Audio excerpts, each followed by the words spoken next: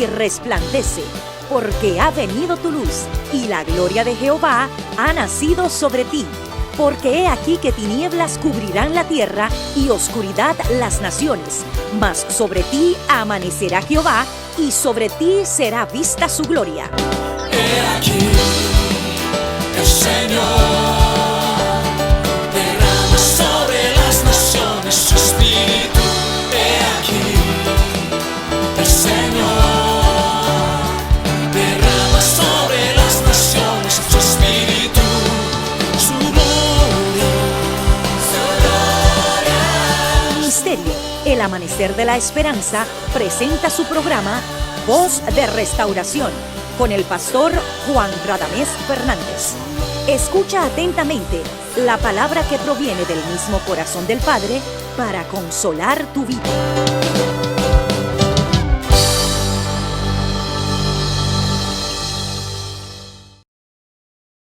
Queremos que abran sus Biblias en el libro de Isaías, en capítulo 56 de Isaías.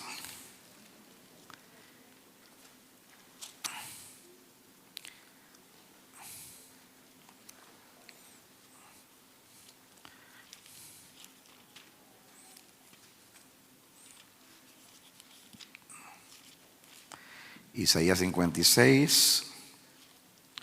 Voy a leer un solo versículo solamente para revelar el tema. Muy bien.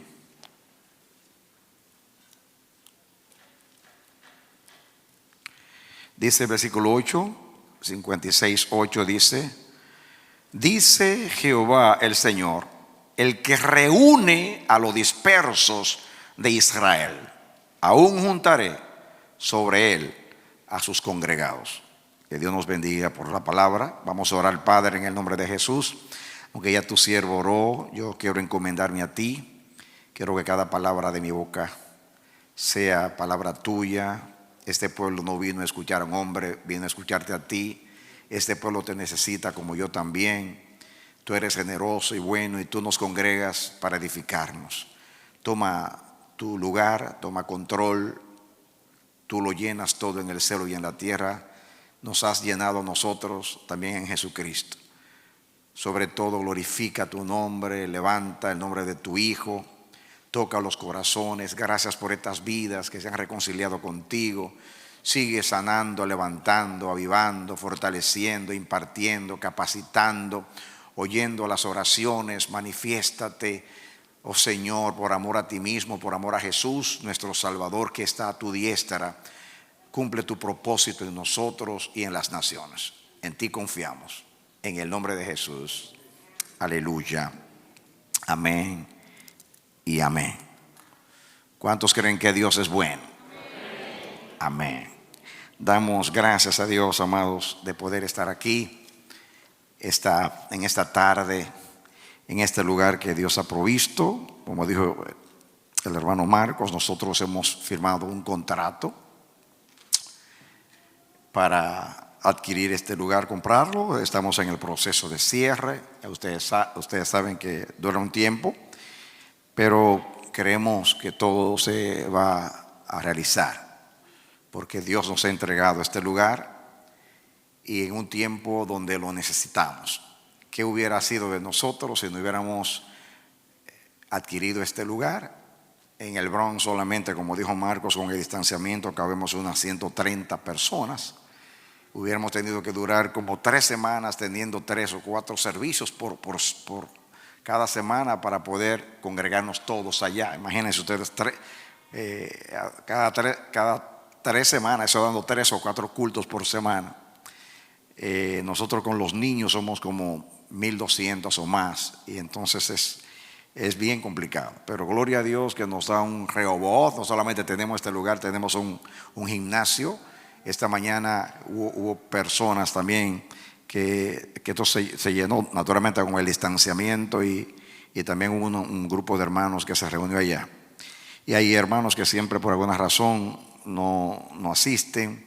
Hay padres que no quieren exponer a sus hijos. Nosotros estamos esperando que el gobierno de la ciudad autorice que los niños regresen a las escuelas. Cuando se haga eso, ellos tomaron la iniciativa, nosotros podemos trabajar en esa dirección también.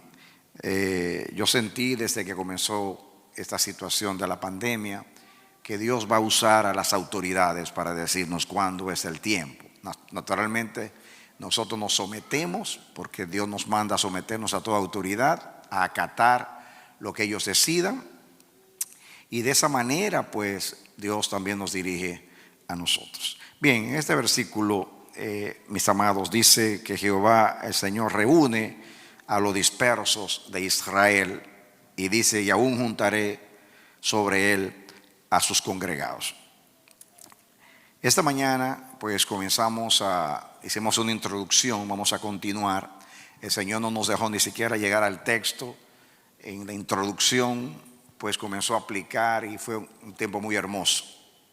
Sentí la unción del Espíritu mientras exponía la palabra del Señor.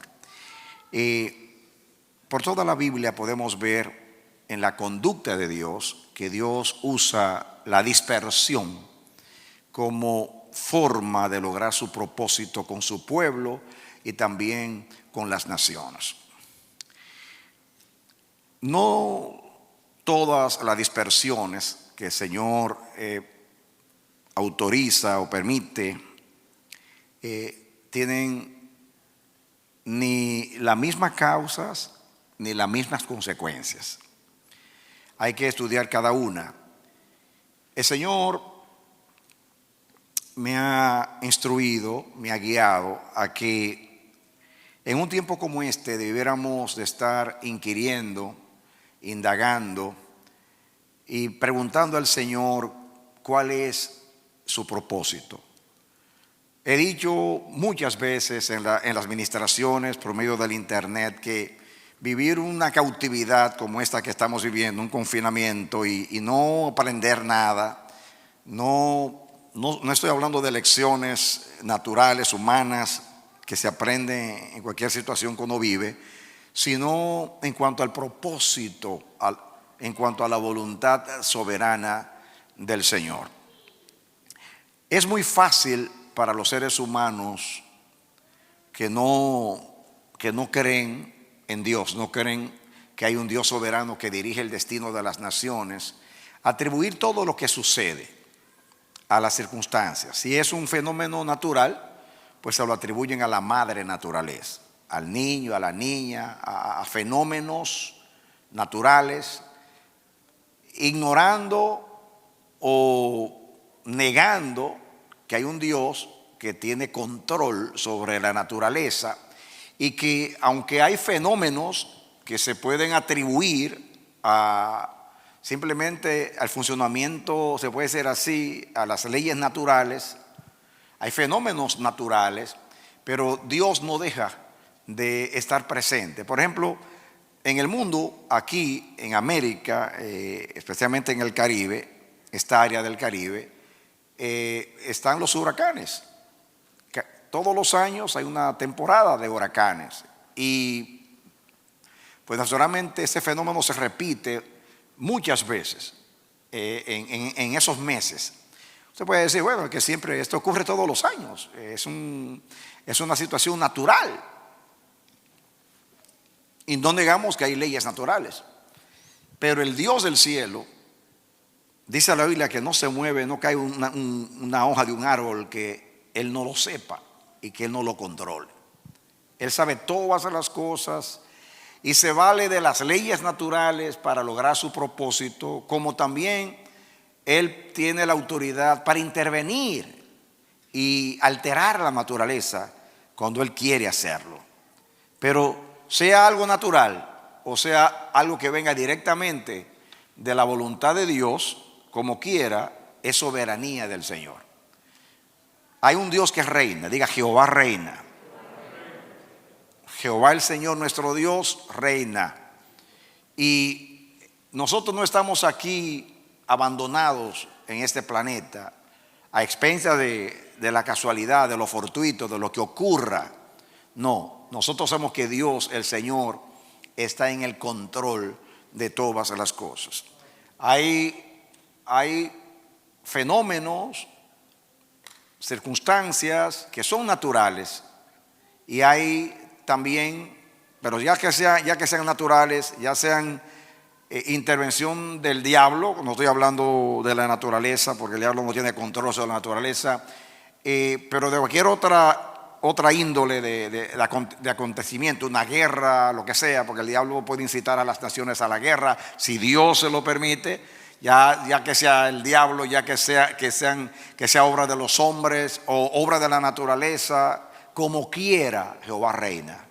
Como quiera, Él se vale de lo que está sucediendo para lograr un propósito. Nada sorprende a Dios, nada escapa de su conocimiento. Nada ocurre sin que Él no quiera que ocurra. Muchas veces Él interviene, otras veces Él no interviene, pero lo permite. Como quiera, Jehová reina. Ahora, nosotros, el pueblo entendido, el pueblo que tiene conocimiento y que conoce al verdadero Dios, ese pueblo no puede bajar la cabeza y meterla como el avestruz debajo de la tierra e ignorar lo que pasa, especialmente si eso afecta a la iglesia. Así como Israel proféticamente es la higuera, que Jesús dijo, de la higuera aprended la parábola, y muchos intérpretes llegan a la conclusión que Israel es ese reloj profético. Dice Jesús, dijo, de la higuera aprended la parábola. Así la iglesia ahora mismo también, ese reloj profético de Dios. Donde está el tesoro es el corazón. Y la iglesia es el tesoro de Dios. Y Dios mira hacia la iglesia. Esta situación que nosotros estamos viviendo, esta pandemia, no solamente ha afectado a las naciones, ha afectado también a la iglesia. Porque la iglesia está en el mundo. La iglesia no es del mundo, pero la iglesia está en el mundo. Nosotros somos ciudadanos de una nación. Y la iglesia, todos los santos en la tierra son ciudadanos de naciones. Constituimos las naciones. Somos un pueblo entre los pueblos con leyes distintas. Estamos en el mundo, no somos del mundo, pero lo que afecta al mundo nos afecta a nosotros. Si hay un problema económico, afecta al mundo, nos afecta a nosotros. Si hay un fenómeno natural, un desastre natural, afecta a los demás, nos afecta a nosotros, a menos que el Señor no quiera librarnos. En este caso de la pandemia, nosotros hemos sido instruidos por el Señor, hemos recibido la revelación de que esto iba a acontecer hace varios años que Dios se lo está anunciando. Ahora lo hemos vivido. Este es un acontecimiento que nos va a marcar para siempre. Yo todavía veo, y aunque lo estoy mirando, digo, pero es posible que yo esté viviendo esto, porque esto es único en su género. Nunca la humanidad ha vivido algo semejante. Hay cosas parecidas, pandemias hubo en el pasado, pero no se trata de eso. Debido a que vivimos en una globalización, esto ha afectado a todas las naciones. Todas las naciones operan, casi todas, en una economía común, y por eso una epidemia se propaga con tanta facilidad. Pero nosotros sabemos, por lo que Dios ha revelado, que Dios tiene un propósito de juicio y un propósito de misericordia, porque sea misericordia o sea juicio, eso es lo mismo, porque justos y verdaderos son los juicios del Señor. Es más, el juicio es misericordia, porque Dios nos ama, porque Dios es Padre. Aún a los impíos, cuando Dios envía el juicio, dice que Él no aflige voluntariamente a los hijos de los hombres. Dios ha usado siempre la dispersión para lograr propósito. Diríamos, si se puede decir así, es una estrategia de Dios, un propósito de Dios con los seres humanos. Esta mañana mencioné el caso de nuestros padres, Adán y Eva, cuando Dios los echó del huerto del Edén. Hubo una dispersión. Ellos tuvieron que salir los dos de allí, los echaron de allí por causa de su pecado. No tanto era, como dije, un castigo, sino que el hombre el hombre y la mujer ya no eran idóneos para vivir en la presencia de Dios. Ya no podían residir en aquel huerto. Por eso Dios los echa de la presencia. Eso en un sentido es una dispersión, porque Dios los sacó de allí y ellos estuvieron como peregrinos deambulando, no sé por dónde, porque la Biblia no lo revela, pero fue algo muy difícil. Pero Dios lo hizo por amor a ellos y por amor al mismo Edén, para que no siguieran contaminando ese lugar. El pecado hizo separación entre Dios y el hombre, y el hombre no podía convivir con Dios tampoco. Yo decía esta mañana que Dios no es como los buenos administradores de la tierra que tienen un plan alternativo. Tienen otra opción que guardan por si acaso fracasa el primer plan. No, Dios lo sabe todo y nada lo sorprende. Nada escapa de su conocimiento. Y a Él siempre le va bien. Él siempre se aprovecha de lo que sucede para lograr su propósito. Muchas veces lo que sucede se presta para que Él haga algo más poderoso, más notable, más que favorece más beneficioso a su propósito. Por ejemplo, el pecado le dio la oportunidad a Dios de hacer la manifestación de amor más incomprensible y gloriosa que el universo haya conocido jamás, que es el evangelio, el dar a su hijo para salvarnos. Si no hubiera habido pecado, Dios no manda a su hijo. Y si Dios no hubiera mandado a su hijo, pues no hubiera habido salvación para nosotros. Pero la salvación, mis amados, no es tan grande, o no es grande tanto por el logro que nos salvó, sino por quién fue el que nos salvó. La grandeza de la salvación no es lo que logra salvar al hombre y reconciliarlo con Dios. No es tanto lo que logra, sino a quién ofreció Dios para lograrlo. Es Cristo o la dádiva del Hijo lo que hace grande la salvación, lo que hace incomprensible la salvación, lo que hace insondable el misterio del amor. Lo que nos da valor delante de Dios fue el precio que se pagó para rescatarnos. Amén. Si antes teníamos valor para Dios porque éramos el aliento de su boca, ahora comprados por la sangre de Jesús, nosotros ahora hemos subido de precio. Somos de más estima delante del Señor. Dios no dio a su Hijo para amarnos, Dios dio a su Hijo porque nos amaba. De tal manera amó Dios que dio. Primero amó y luego dio.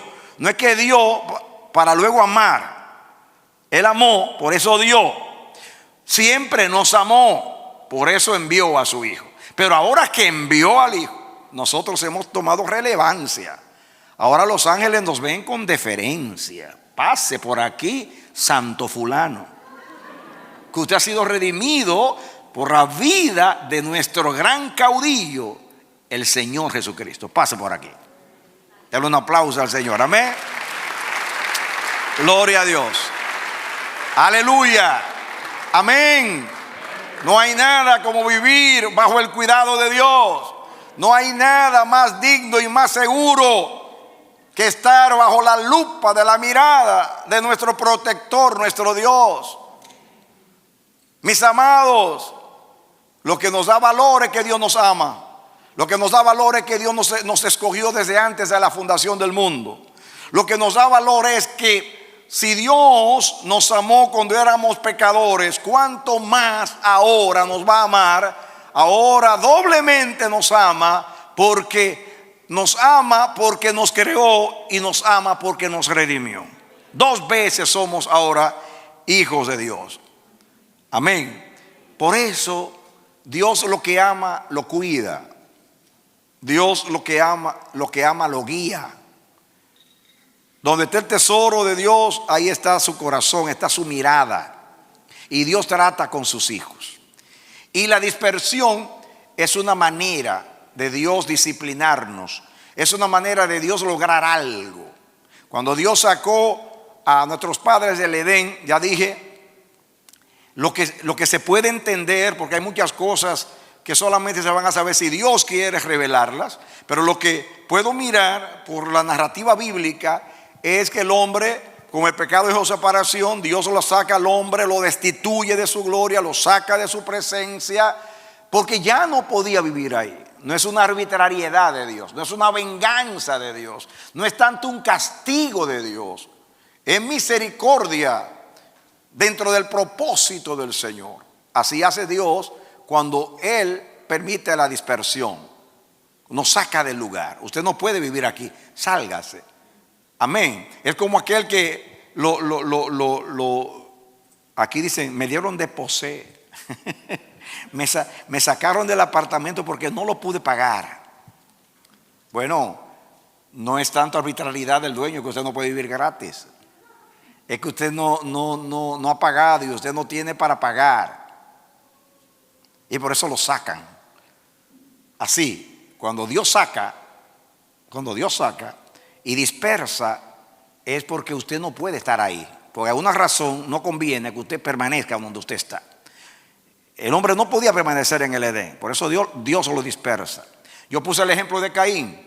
El Génesis dice que Caín vivió errante. Dice que Dios lo hizo errante, lo sacó de su presencia. Puede ser un castigo porque mató a su hermano, pero Dios le puso un sello para que nadie lo tocara. Hay muchas cosas en la vida de Caín que Dios no revela. Dios se guarda. No lo da a conocer, no lo hace notable. Pero podemos deducir muchas cosas. ¿Por qué Dios lo cuidó? Caín era valioso, aunque era malo. Era valioso. ¿Por qué? Porque Dios tenía que henchir y multiplicar la tierra, llenarla. Y habían pocas personas. Estaba él y su hermano. Si mata uno, queda otro. Y entonces Dios, por alguna razón, más allá de lo que yo puedo decir o entender, y tú también, pero por algo lo hizo errante, por algo lo sacó de la presencia. Podemos deducir muchas cosas, pero aunque yo no lo sepa todo, hay algo que aprendo.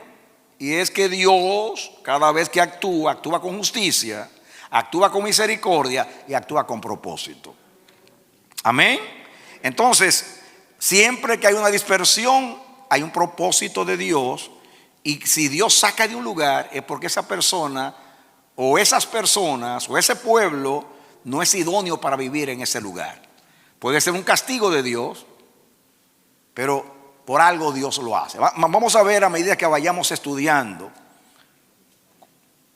en toda la Biblia. Yo puse, hay algo que puede ser lo contrario a una dispersión. La mayoría de las dispersiones es porque ese grupo, ese pueblo, esa persona ha pecado, o porque ya no puede vivir ahí, como los casos mencionados. Pero puse esta mañana el ejemplo de Lot. Lot vivía en Sodoma y los ángeles llegaron a Sodoma a medir el grado de maldad que había allí. Cuando ellos quisieron vivir con los ángeles homosexualmente hablando, con ese hecho colmaron la copa y Dios, los ángeles dijeron a Lot, muévete, y a empujones lo sacaron de allí con apresuramiento. Entonces lo sacan de allí. Eso fue un acto de misericordia a él y a su familia. Lo dispersaron, pero fue misericordia. Es muy diferente a cuando Dios te saca porque tú eres indigno o porque ese pueblo, esa nación ha sido indigna. Pero Dios siempre dispersa con propósito. Muy bien, Dios dispersó a Abraham cuando le dijo, sal de tu tierra y de tu parentela. Y él salió y tuvo que dejar a su gente. No fue porque Abraham pecó. Todo lo contrario, él era pagano y Dios lo quería sacar de allí, del ambiente del paganismo, porque lo eligió. Él pertenecía a una descendencia santa. Pues, estoy seguro que conocía a Dios, conocía al Dios verdadero porque desciende de Sem, pero quizás con muchas mezclas paganas, con sincretismo religioso, según revela la Biblia. Pero Dios saca a Abraham de allí y lo hace peregrino en una tierra que nunca se le entrega, y lo hace vivir muchas décadas peregrinando en el mismo lugar y nunca se le entrega. Pero él era de Ur de los Caldeos. Dios lo sacó a él de allá con un propósito. Eso también era misericordia, porque había un propósito. Quiero que vengan conmigo al libro del Génesis, en el capítulo 11 del Génesis. Otra dispersión, y aquí se usa la palabra dispersión. Hay lugares que hay dispersión, aunque no se les llama dispersión. Capítulo 11 del Génesis, primer libro de la Biblia, capítulo 11. ¿Están conmigo? Dice aquí la palabra del Señor. Comencemos con el versículo 1. Dice: tenía entonces toda la tierra una sola lengua y unas mismas palabras. Y aconteció que cuando salieron de oriente, hallaron una llanura en la tierra de Sinar y se establecieron allí. Y se dijeron unos a otros: vamos, hagamos ladrillo y cozámoslo con fuego.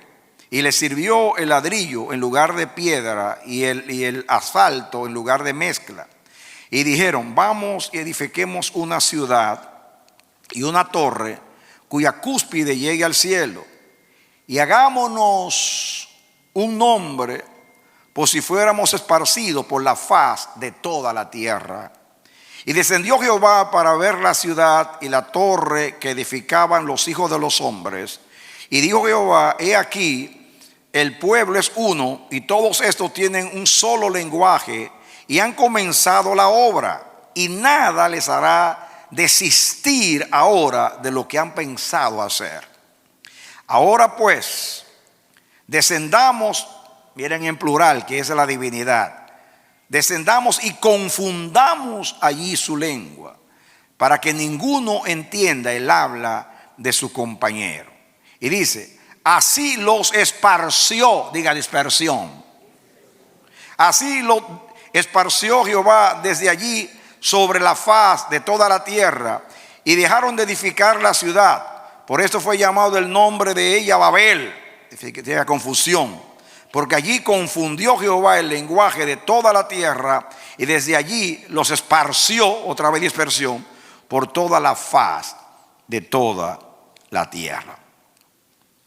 Dios dispersa. ¿Cuándo y por qué dispersa Dios? Esa es la pregunta que contestamos. Aquí en Babel, el propósito o el plan del Señor, según revela el capítulo 9, versículo 9:1, dice: bendijo Dios a Noé, 9:1, y a sus hijos, y les dijo: fructificad, multiplicaos, llenad la tierra.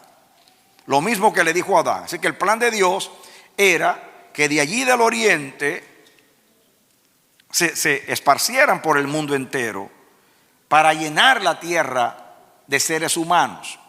Pero estos no se querían mover, se querían establecer allí.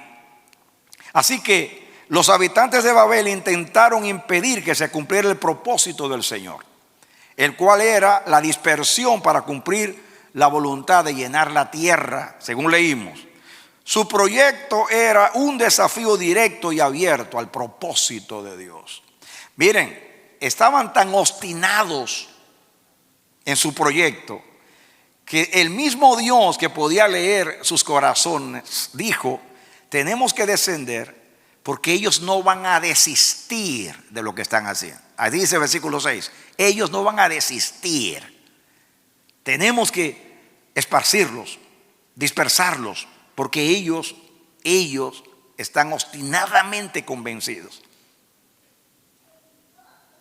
Así que aquí hay una guerra entre el propósito de Dios y la dureza y la obstinación de los habitantes de Babel. Dice el versículo 4: vamos, edifiquemos una ciudad y una torre cuya cúspide llegue al cielo, y hagámonos un nombre, por si fuéramos esparcidos sobre la faz de la tierra. Como si, dice, quería evitar ser esparcidos, porque ellos sabían que era el propósito de Dios y querían evitar el propósito de Dios. Era una resistencia a la voluntad de Dios. Era un desafío a la voluntad de Dios. Era un pleito directo a la voluntad del Señor. Por eso, esta dispersión puede ser diferente a otras. Porque aquí en realidad, el propósito original de Dios era la dispersión. Ellos querían evitar la dispersión. Pero Dios no puede ser vencido de lo malo, y cuando Dios dice voy a pasar por ahí, pasa. Nadie que ha peleado con Dios le ha ido bien. Así que Dios dijo, ¿quieren pelear conmigo? Como pasó con el faraón. Yo trabajo con ustedes. Y comenzó la batalla. Yo tengo aquí en mis notas, eligieron la llanura de Sinar. Escuchen esto, lo voy a leer con mis palabras porque es un análisis que el Señor me dio. Puedo decirlo con mis palabras, pero prefiero como el Señor me lo dio cuando estaba escribiendo ese mensaje. Dice, eligieron la llanura de Sinar. Dice, edificar la ciudad y la torre tenía el propósito de establecerse. Ya saben que Dios quería esparcir, ellos querían establecerse para evitar la dispersión. Querían afirmarse, levantar un baluarte, un bastión, una fortaleza, un lugar que les proveyera protección, seguridad, que fuese un símbolo de establecimiento. Esa era la intención de ellos en su desafío contra Dios, porque su determinación era impedir ser esparcidos. La pregunta es si lo pudieron lograr. Si hoy hablamos tantos idiomas, fue por esta obstinación. Escuchen, el que quiere evitar ser esparcido construye algo sólido y firme. Eso manifiesta que mi decisión de quedarme aquí y establecerme es firme y determinante. Y eso fue lo que ellos hicieron. Cuando usted tiene propósito de establecerse en un lugar, usted edifica. Usted no se queda en una tienda allí o en algo que puede ser temporal. Usted hace fundamento y construye porque usted se quiere establecer allí. Y eso fue lo que ellos decidieron hacer. Escuchen, edificar me obliga a establecerme. Construir una ciudad y una torre obedece a la decisión obstinada de establecerse y morar aquí o allí. De esa manera, nadie, según ellos, nadie los iba a mover de allí, nadie se los iba a impedir. Pero estaban locos de amarrarlos, peleando con Dios. Ya dije que no construyeron una tienda, sino que ellos dijeron, vamos a hacer una ciudad, vamos a construir una torre y vamos a hacer un nombre. En una ciudad estamos, escuchen esto, la intención de ellos, en una ciudad estamos juntos, es el pensar de ellos, unidos, crecemos, nos multiplicamos, de manera que seremos fuertes, porque ya seremos muchos en un mismo lugar. Nos organizamos y formamos un reino. Eso nos da estabilidad, permanencia y seguridad. Al juntar nuestras fuerzas, dones, talentos, recursos, nos hacemos grandes, famosos, y eso nos da un nombre. Esa era la intención de estos hombres en Sinar. Hagamos un nombre, dijeron ellos, para desafiar el nombre. Y es interesante que la palabra nombre ahí es la palabra Shem, de donde va la palabra Sem, el hijo de Noé, Shem. Esa palabra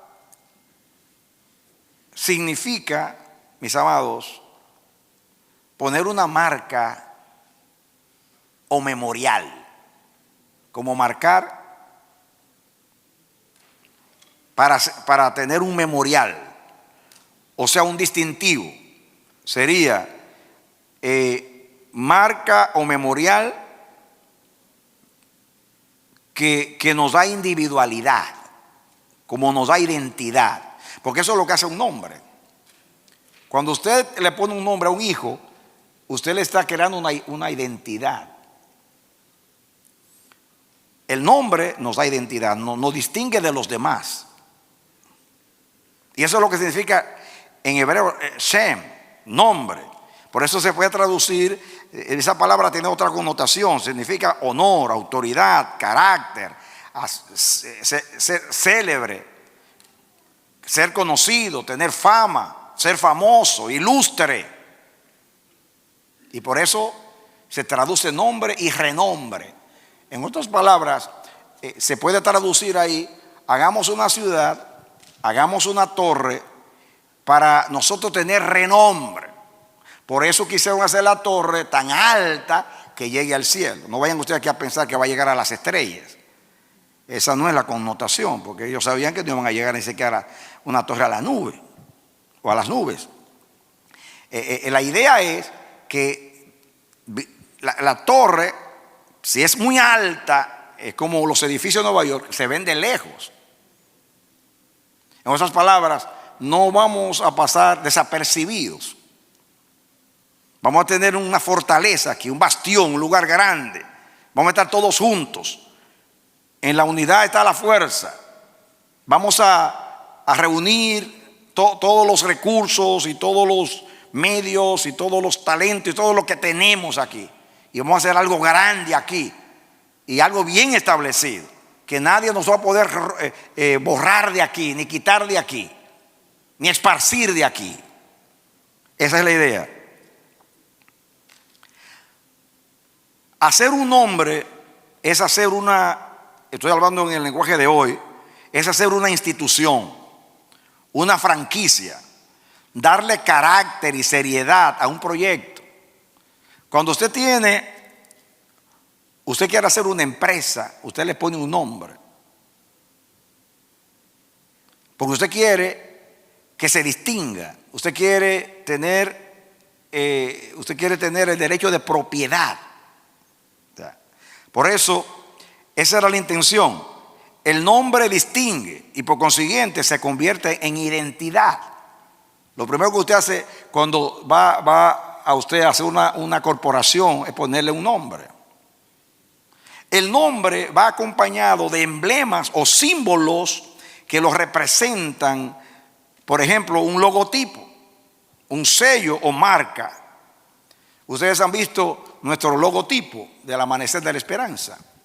Eso Dios me lo reveló un día así rápido. Tenía un amigo que era artista y le dijo: mira, yo quiero esta idea. Cuando un poquito antes del 85 que comenzamos como ministerio, y ya Dios me había dado el nombre, el Amanecer de la Esperanza. Entonces, como comenzó con un programa radial, ustedes ven que tiene la Biblia abierta. Entonces, como era un programa de radio, el Señor me hizo mirar y ahí está la torre, naturalmente las antenas, o sea, la antena de la radio, y ustedes ven que trato de dibujar, diríamos, lo que son las ondas radiales como en forma de una cruz. Mírenlo allá, ahí está. Y como se llama el Amanecer de la Esperanza, puse el sol detrás de la Biblia, porque la Biblia es la luz, es la lámpara, es lo que ilumina. Y como el programa se llamaba el Amanecer de la Esperanza, ahí está la Biblia, la palabra de Dios, que es la que ilumina. Y ahí están las antenas y están las ondas radiales que forman la cruz, que es el mensaje que iba a ser enviado a los aires para que llegue a los oídos de la gente. Pues eso nos da identidad. Todo el que hace una empresa o una corporación tiene un logotipo. Eso es hacer un nombre. Ellos querían hacer un nombre para desafiar a Dios. Una nación, atención, voy a aplicar a una nación. Una nación nace con un nombre, una bandera, y un himno nacional. ¿No es así? Toda nación viene, se le pone un nombre. Los Estados Unidos de América, Venezuela, Argentina. Entonces esos nombres tienen, el nombre tiene mucho que ver con el contexto del país. Es una representación histórica del país. Y generalmente una bandera que también es un emblema de la nación, y el himno también. Eso representa la identidad de un país. Quiero que ustedes entiendan lo que estaba en la mente de aquella gente de Sinar. Si es una empresa, yo hablé de una corporación, hablé de una nación, ahora voy a hablar de una empresa. Si es una empresa, se legaliza o se institucionaliza, así se convierte en una corporación o una fundación. Si es un invento científico de la índole que sea, se patentiza, así se convierte en una propiedad del inventor. Se busca un abogado y se hace una patente, y eso se patentiza para que nadie se robe el invento. Eso es un nombre. Eso es hacerse un nombre. Estoy poniendo esto en términos modernos para que ustedes vean la intención de aquella gente, que el mismo Dios, miren hermanos, ahí Dios no mandó un ángel. Lo que estaba aconteciendo en Babel era tan retante para Dios que Dios no mandó un ángel. Mira, disuélveme esto ahí, destrúyeme esto. Dice, no, dice Dios, el hombre es como uno de nosotros. Descendamos, confundamos su lengua. Descendamos. Dios tuvo que descender, dice, porque ellos no van a desistir.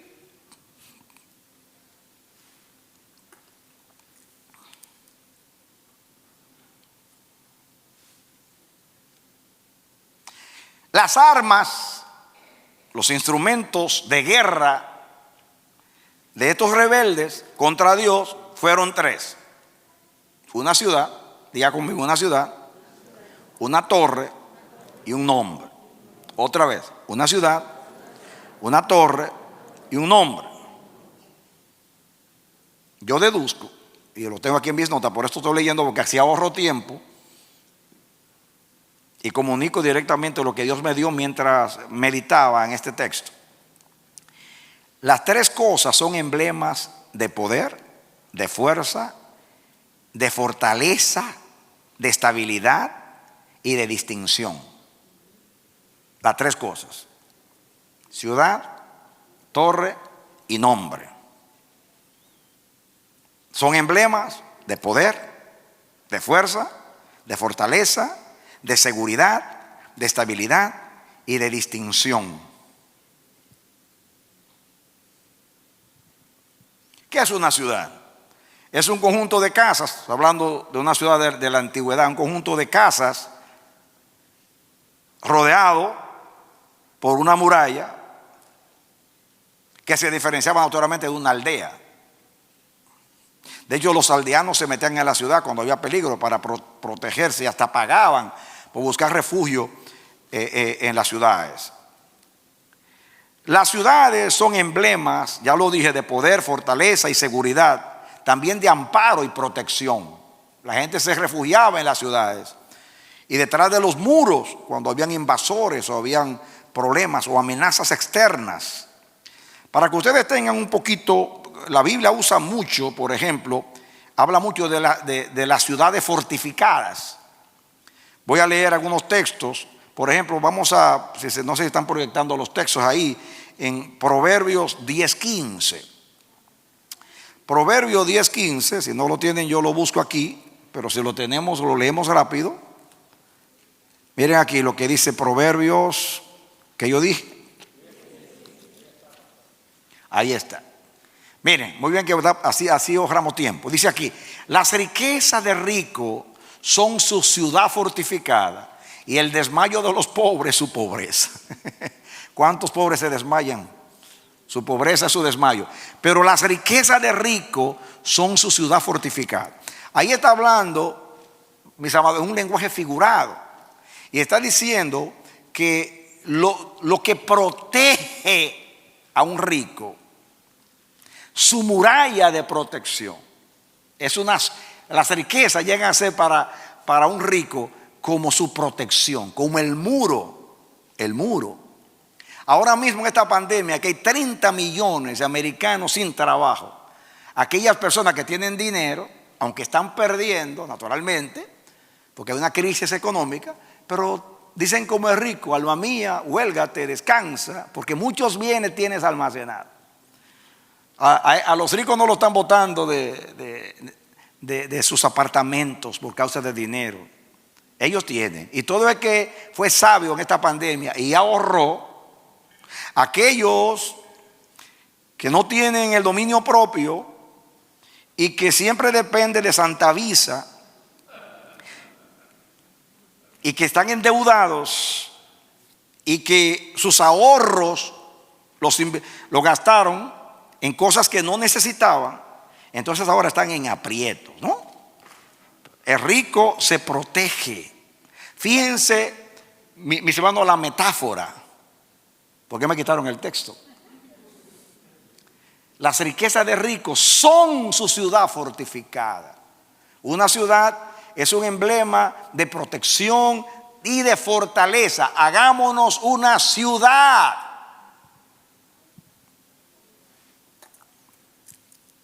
Vamos a poner otro ejemplo entre tantos. Vamos a leer a Jeremías 1, 18 y 19. Yo tengo aquí un montón de textos, pero voy a leer 3 nada más para que ustedes vean, es suficiente. Jeremías 1, 18 y 19. Dice, miren lo que Dios le dio a Jeremías. Porque aquí que yo te he puesto en este día como ciudad fortificada, como columna de hierro y como muro de bronce contra toda, contra toda esta tierra, contra los reyes de Judá, sus príncipes, sus sacerdotes y el pueblo de la tierra. Así termina el 18. Entonces dice el 19, pelearán contra ti, pero no te vencerán, porque yo estoy contigo, dice Jehová, para librarte. Quiere decir, pongan el 18 otra vez, dice, porque aquí que yo te he puesto en este día como ciudad fortificada, como columna de hierro, como muro de bronce contra toda esta tierra, y menciona ahí los reyes, los príncipes y los sacerdotes. Quiere decir, dice Dios, yo seré para ti, yo te voy a hacer a ti una una ciudad fortificada.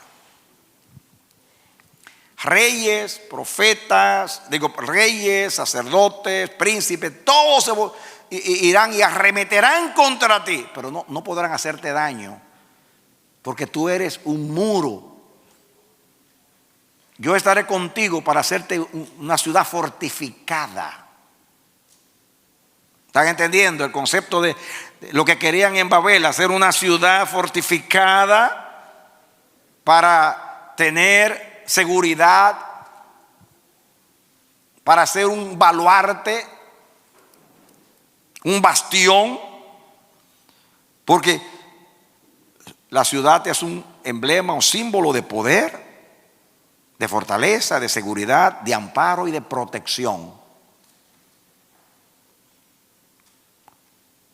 Pasen a Jeremías capítulo 5, los versículos 14 al 17. Jeremías 5, 14 al 17. Dice, por tanto, así ha dicho Jehová, Dios de los ejércitos, porque dijeron esta palabra, he aquí yo pongo mis palabras en tu boca dice por fuego, y a este pueblo por leña, y los consumirá. Sigan con el 15. Dice, he aquí yo traigo sobre vosotros gente de lejos, oh casa de Israel. Dice Jehová, gente robusta. Sigan. Su aljaba como sepulcro abierto, todos valientes. Sigan con el 17. Dice, y comerá tu mies y tu pan, comerá a tus hijos y a tus hijas, comerá tus ovejas y tus vacas, comerá tus viñas y tus higueras, y a espada convertirá en nada tus ciudades fortificadas en que confías. Lo que quería subrayar y citar este texto es porque dice que iban a venir los enemigos a destruirlo todo, las viñas, las vacas, las higueras, y dice, y las ciudades fortificadas en que tú confías. Así que una ciudad fortificada, mis amados, era un medio de seguridad. Por eso ellos dijeron, hagámonos una ciudad, hagámonos una torre y hagámonos un nombre.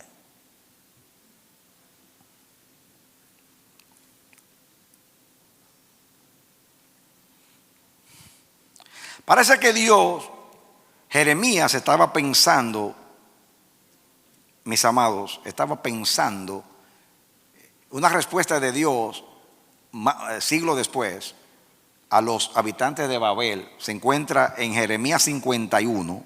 Vayan buscando Jeremías 51, 47 en adelante. Jeremías 51, ¿lo tienen? Versículo 47 en adelante. Miren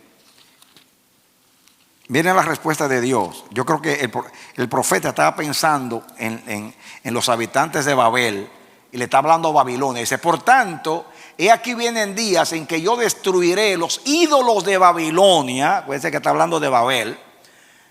Y toda su tierra será avergonzada y todos sus muertos caerán en medio de ella. Sigan con el 48. Los cielos y la tierra y todo lo que está en ellos cantarán de gozo sobre Babilonia, porque del norte vendrán contra ella destruidores, dice Jehová. Dice, por los muertos de Israel caerá Babilonia, como por Babilonia cayeron los muertos de toda la tierra. Babilonia fue usada por Dios para castigar a su pueblo y a todo el mundo. Ahora Dios dice que iba a enviar una nación que fueron los persas contra ellos. Sigamos con el versículo que sigue. Dice, los que escapasteis de la espada, andad, no os detengáis. Acordaos por muchos días de Jehová y acordaos de Jerusalén. Sigan conmigo. Dice, estamos avergonzados porque oímos la afrenta, la confusión cubrió nuestros rostros, porque vinieron extranjeros contra los santuarios de la casa de Jehová. Dice, por tanto vienen días, dice Jehová, en lo que yo destruiré sus ídolos y en toda su tierra gemirán los heridos. Ahora viene el que yo quiero, el 53. Dice, aunque suba Babilonia hasta el cielo y se fortifique en las alturas, de mí vendrán a ella destruidores, dice Jehová. Páralo ahí. Ellos dijeron, hagamos una ciudad y una torre que llegue al cielo. Eso dijeron en Babel. Ahí en Sinar se fundó Babilonia. Ahora Dios le responde a Babilonia después que la usa para castigar al mundo. Dice, ahora yo te voy a castigar a ti. Y Dios, estoy seguro que Jeremías estaba pensando en ese desafío a Dios que habla el Génesis. Dice, aunque suba Babilonia hasta el cielo, porque ellos dijeron, vamos a hacer una torre que llegue al cielo. Y dice, y se fortifique, porque iban a hacer una ciudad fortificada y una torre, y en las alturas de mí vendrán a ella destruidores, dice Jehová. Todavía siglos después, Dios está respondiendo a esa arrogancia y a esa petulancia y a ese desafío de los habitantes de Sinar, desafiando al Señor. Ahora, ellos entonces dicen, hagamos una torre, una ciudad, una torre, un nombre. ¿Qué es una torre? Todos sabemos lo que es una torre. Yo defino, es un edificio más alto que ancho, construido de ladrillos o de piedras. La Biblia habla de tres clases de torres. Te la voy a decir con mis palabras. Está una torre militar, que es donde los centinelas estaban en la parte de arriba para tratar de ver si venían invasores a la ciudad y avisar y proteger la ciudad contra los invasores. Era un edificio alto de ladrillo, que era más alto que el muro para poder mirar. El propósito era vigilar. La torre tiene que ver con vigilancia. Está también otra torre que se usaba en la antigüedad, era la torre que usaban los agricultores. Por ejemplo, dice, yo construí una viña y yo hice una torre, porque la mies o la cosecha desde arriba se miraba que todo estuviera bien en el campo. Cuando Jesús habla y dice, miren los campos que están listos para la siega, pues se veía más desde una torre, porque se hacían torres para eso. Otro tipo de torre que es posiblemente el que usaron en Babel es la torre religiosa, donde se ofrecían sacrificios, en este caso a los dioses. Muy bien, hay algunas de ahí mismo de Sinar, de Babel, que han prevalecido, y hay ruinas que se llama lo figurat, que son torres. Hay muchas que se han descubierto por la pala de los arqueólogos, el trabajo de los arqueólogos. Muy bien, ahora, la palabra, la torre en la Biblia es en sentido figurado, también representa protección. Por ejemplo, a Dios se le usa como una figura de una torre. Vamos a leer por lo menos 2 versículos para que entendamos. Leamos el Salmo 61:3 para que entendamos. Salmo 61:3, ahí rapidito, por si acaso, déjame buscar yo aquí. Salmo 61:3. ¿Ya lo tiene? Porque tú has sido mi refugio y torre fuerte delante del enemigo. Ese Dios para su pueblo, torre fuerte, es nuestro Dios. Miren el 18:2, Salmo 18:2. Otro ejemplo. Dice: Jehová, roca mía, castillo mío y mi libertador, Dios mío, fortaleza mía, en él confiaré, mi escudo y la fuerza de mi salvación, mi alto refugio. Posiblemente hay una de las palabras que se traduce torre, no sé, pero yo lo tenía aquí el texto. Hay otro texto, pero ustedes han visto en la Biblia cómo se usa la palabra torre. Por ejemplo, creo que en Proverbios 18:10. Proverbios 18:10. ¿Quieren proyectar ese?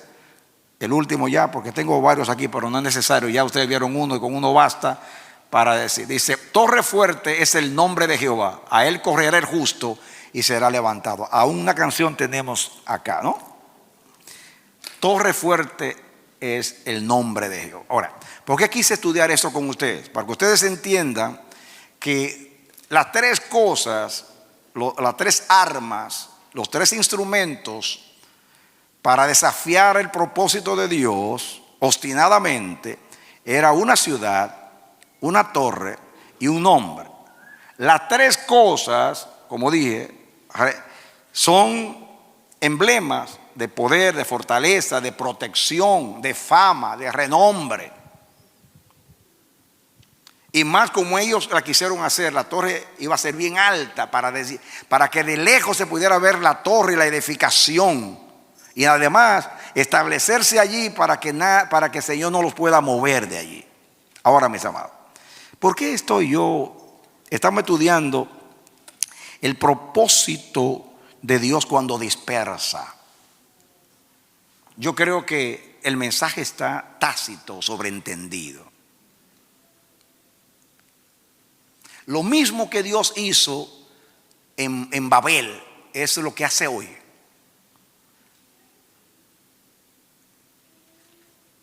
Algo parecido es lo que Dios está haciendo con esta pandemia en el mundo. Dios, si hay un pecado que Dios aborrece, es la soberbia.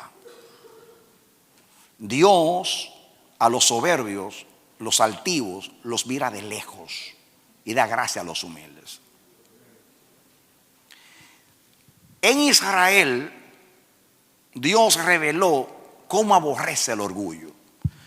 Por ejemplo, en la ley de Moisés habían dos tipos de faltas o de pecados. El pecado por hierro, o sea, por error, y el pecado voluntario, que la Biblia dice que si alguno peca, y el original dice desafiantemente, que la idea es como con brazo extendido. Israel salió de Egipto con brazo extendido, es con brazo desafiante. Cuando alguien viola la ley de Dios desafiantemente, o sea, sabiendo obstinadamente que lo está haciendo voluntariamente, porque quiere desafiar el mandamiento de Dios, como aquel que violó el sábado un día en tiempo de Moisés, y Dios dijo: mátenlo. Lo hizo, y dice que era un hijo de un extranjero, posiblemente un egipcio. Ese tipo de pecado reta a Dios, y Dios aborrece el orgullo. Cuando el pecado crece y a Dios se le ignora y a Dios no se le oye, como está sucediendo hoy en esta nación y en las naciones, Dios en su misericordia pasa por alto, ignora por un tiempo, pero llega un momento que Dios mira hacia abajo y dice: descendamos.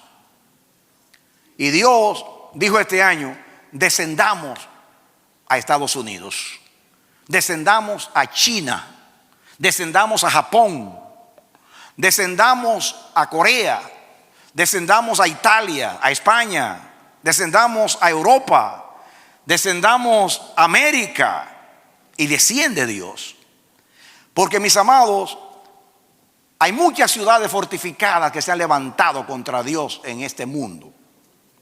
Hay muchas torres altas, altivas, desafiantes.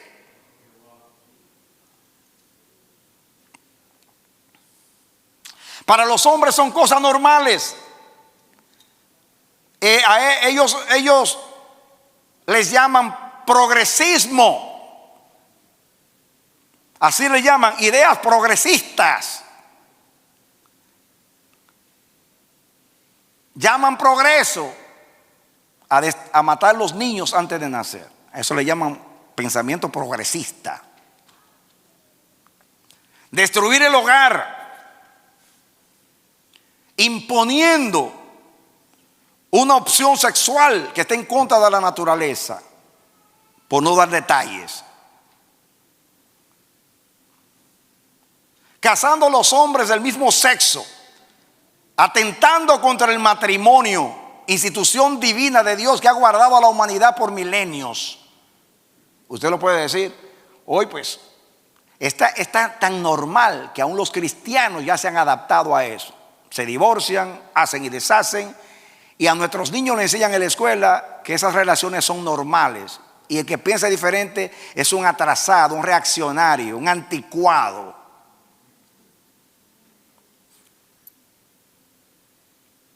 Para ellos, esa manera de pensar es una ciudad fortificada.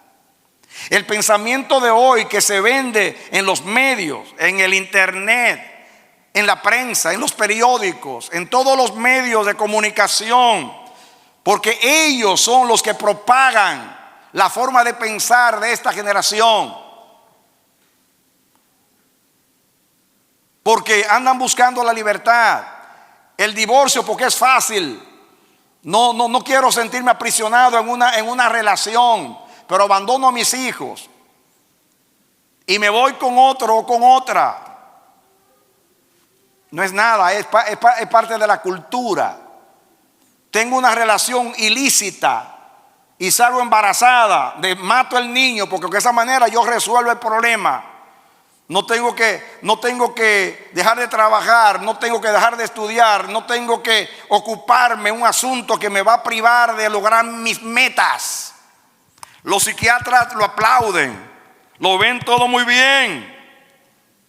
Los médicos, aunque no lo quieran, tienen que obligados a aceptar el aborto porque así está instituido, y si no, tú pierdes tu licencia. Nos están ahorcando. ¿Cuántas ciudades fortificadas hay hoy? Cuando la Corte Suprema de Estados Unidos legalizó el matrimonio entre parejas del mismo sexo, yo se lo dije años antes: el día que suceda viene un castigo. Y esto no va a ser lo único. Yo estoy orando para que no suceda. Yo estoy orando para ser un profeta falso, porque yo no quiero que ocurra.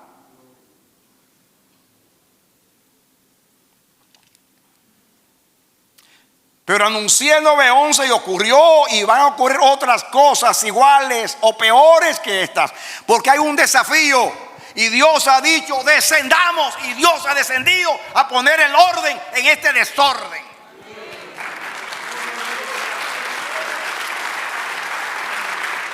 Amén. Y Dios los tiene en jaque. No encuentran qué hacer. Están turbados, como Dios lo dijo por medio de mi boca por años. Los voy a turbar. Van a estar peleando los unos con los otros. Esta nación está tan dividida que simplemente todo está listo para un detonante y estallan problemas serios aquí. Problemas que están guardados por años, retenidos por las leyes, pero que de momento se van a desatar la violencia, por el racismo, por las diferencias sociales, por las ideologías. Aquí va a haber algo serio, amados. Y yo no lo estoy diciendo con pena, con lástima. Lo estoy diciendo, no quiero que ocurra, pero es inevitable. Porque aquí está el sentir de Sinar. Hagamos una ciudad fortificada, hagámonos grandes. Ahí dice que para los ricos, para los grandes, para los famosos, su seguridad, su torre fuerte, su ciudad de refugio, su ciudad fortificada es el dinero, es la fama, son las instituciones, son los nombres y los renombres. Pero Dios ha dicho, descendamos y voy a confundir sus lenguas. No será la lengua, son muchas cosas que van a ser confundidas, dice Jehová. Ya ellos mismos no se entienden. Deje que se desaten los acontecimientos uno detrás del otro para que vean entonces la turbación. Van a tener que mirar arriba, aunque sea en cámara lenta. ¿Sabe qué es así? Ella está. Van a tener que hacer así. Esto no es de aquí, esto es de allá. Amén. Amén.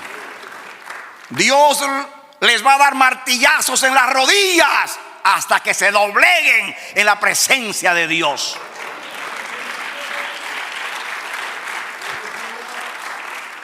Y Dios los ha confinado en sus mismas casas. Ha detenido los aviones en la mayoría de los países. Ha cerrado sus empresas. Ha cerrado sus viajes. Ha terminado con sus turismos.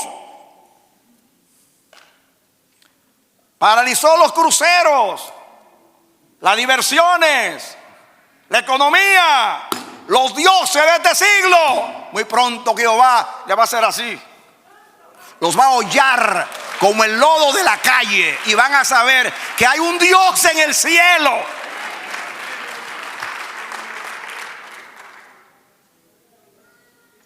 Mi voz no llega muy lejos. Apenas algunos medios masivos de comunicación en un solo idioma. Pero Dios no solamente va a hablar por mí, hasta las piedras van a hablar. Dios se va a suscitar mensajeros hasta del polvo. La iglesia va a tener que despertar. Los hombres de Dios van a tener que decir qué está sucediendo. ¿Dónde estábamos nosotros cuando el diablo sembraba cizañas usando la figura bíblica? ¿Dónde estábamos nosotros cuando todo se deterioraba y todo se dañaba? ¿Dónde estaba yo? ¿Qué hice? Entreteniendo a la gente en un púlpito.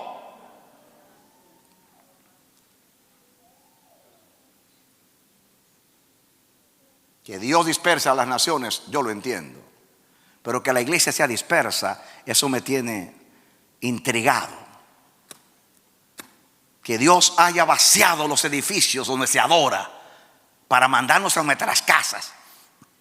Es como hacen en las escuelas, cuando dicen a los niños, vayan, llamen a sus padres, váyanse a sus casas. Hemos llamado a sus padres que vengan por ustedes porque no hay clase hoy. Y Dios ha vaciado las iglesias, váyanse.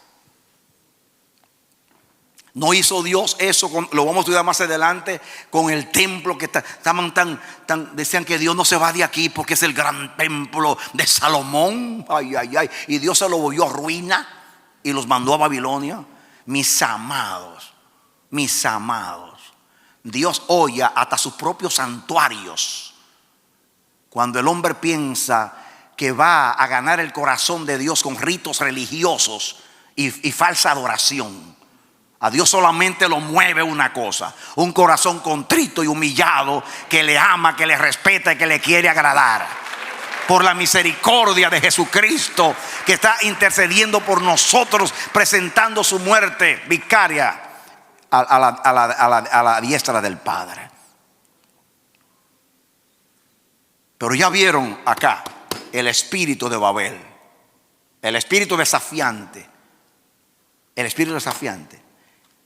El espíritu de Babel era tan obstinado y tan rebelde que bajó a Dios del trono.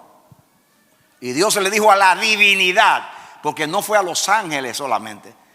Dice: descendamos y confundamos sus lenguas. Ahí le dice a Jesús: vamos a descender. Ahí dice al Espíritu Santo: vamos a descender. Y la divinidad entera bajó. Si seguimos literalmente la Biblia. Aunque Dios no tiene que bajar para hacer lo que va a hacer. Él sabe cómo hacer las cosas bajando sin bajar. Pero a mí me ministra. Usted lo lee y yo lo he leído muchas veces. Pero ahora en el contexto de la pandemia y de la dispersión, yo estoy mirando, por eso lo estudié con ustedes, para que ustedes sepan que estas no son palabritas. Vamos a hacer una ciudad y una torre y un nombre. No. Ustedes ven bíblicamente lo que es una ciudad fortificada. Ustedes saben las instituciones, ustedes saben las ciudades fortificadas, usando el lenguaje figurado desde que los ricos se protegen con el dinero.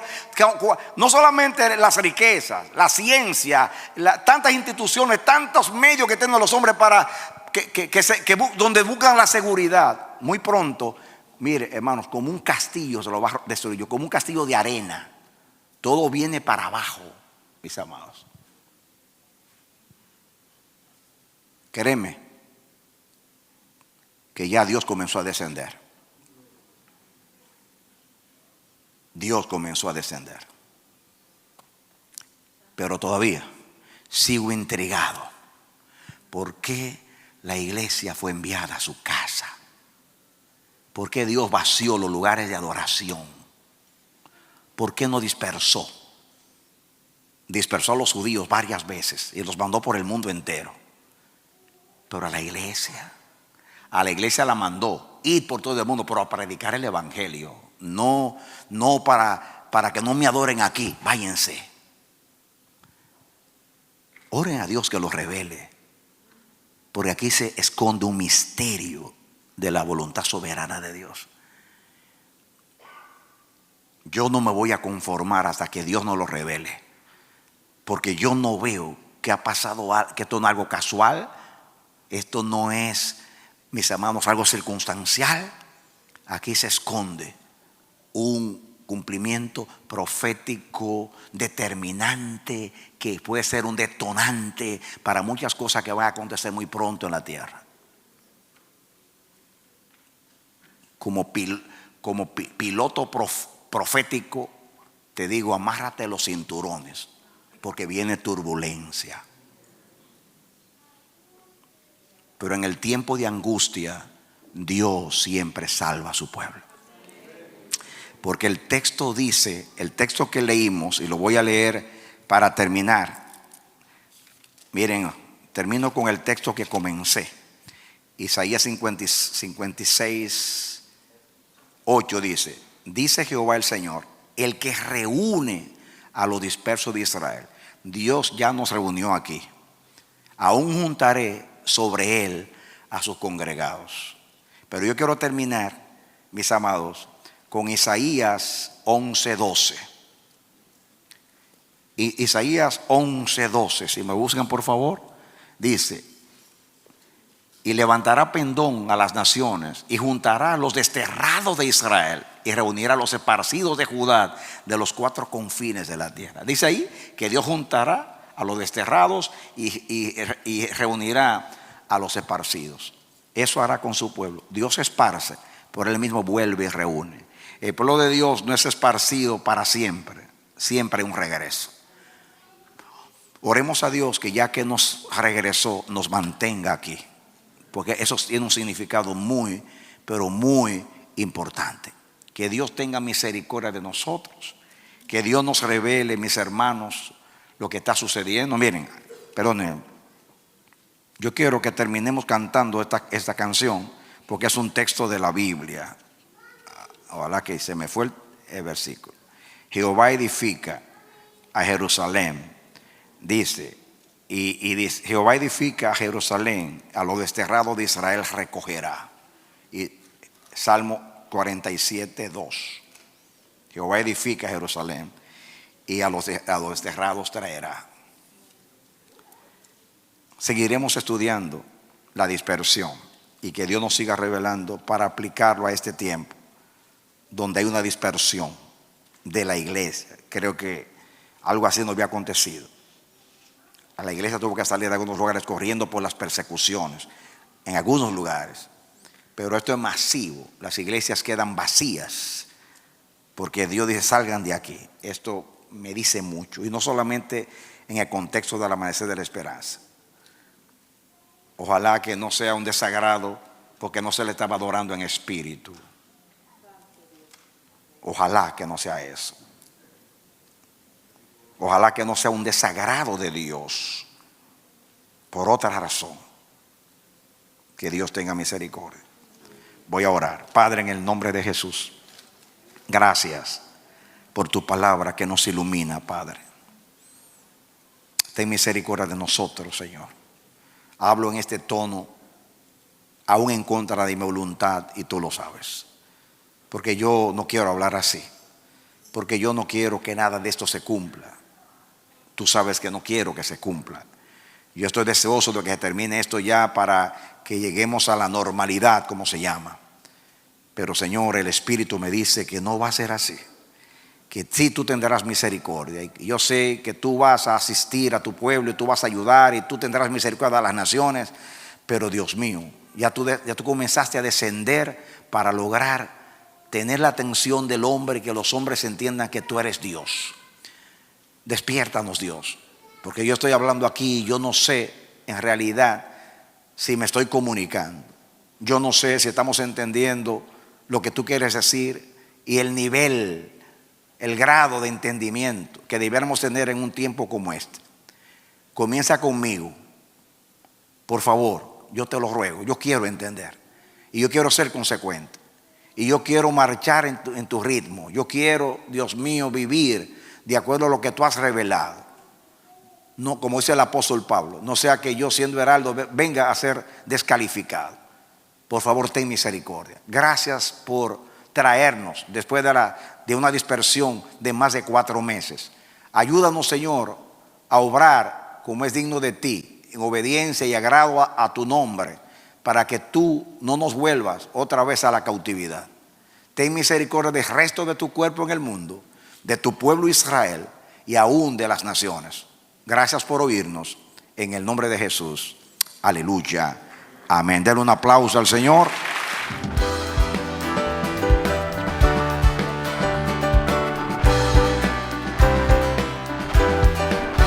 Este ha sido su programa Voz de Restauración. Si desea comunicarse con nosotros, escríbanos al P.O. Box 70, Bronx, New York 10473, o visita nuestra página web www.elamanecer.org. Nos despedimos hasta la próxima. Que Dios te bendiga.